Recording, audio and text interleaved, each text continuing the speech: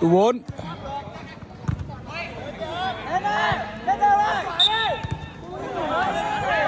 Bình Đạt.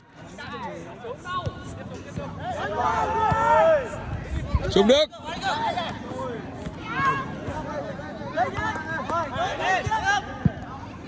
Rất nguy hiểm.